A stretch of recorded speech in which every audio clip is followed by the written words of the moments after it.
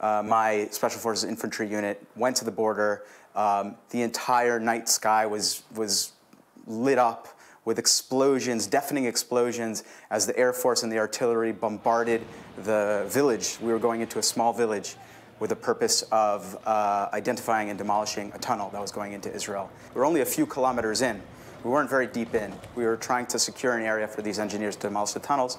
We pulled out, and right after we pulled out, the Air Force came and demolished, obliterated almost the entire neighborhood that we were in.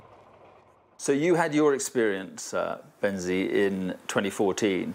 This is going to be altogether of a different magnitude, more civilian deaths, more threats to Israeli soldiers. I mean, it's already multiple orders of magnitude worse. I mean, you know, something like 3 times as many Palestinians have already been killed through these bombing campaigns as there were killed in the entire 2014 war, and we haven't even began the ground invasion. Hamas is stronger. That's just a fact. Hamas is stronger, even though we fought them, and I believed during that fighting and with our sacrifice and all the destruction that we wrought in Gaza that we had dealt them a decisive blow. But that was just not true. Is it possible, do you think, to wipe out Hamas? The Israeli government has said after this appalling terror attack, we will wipe out Hamas. Is that possible? I think the only way, I think this government is incapable of doing it unless there is a dramatic, axiomatic shift in our approach towards Palestinians. We approach towards Palestinians, they can just be controlled.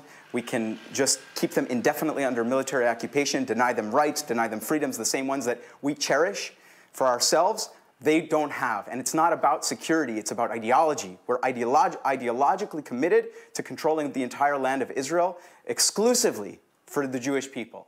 And but there will be many Israelis who simply want revenge on Hamas for this hideous attack. That will only strengthen them, even if we dismantle and are able to defeat the physical terrorist organization Hamas. We will be strengthening the idea of violent resistance, because the only way to defeat the idea of violent resistance is to create an alternative and to work towards an alternative, one that our government is fundamentally opposed to. So this government can't defeat Hamas. So you think it will, in effect, radicalize another generation of young Palestinians?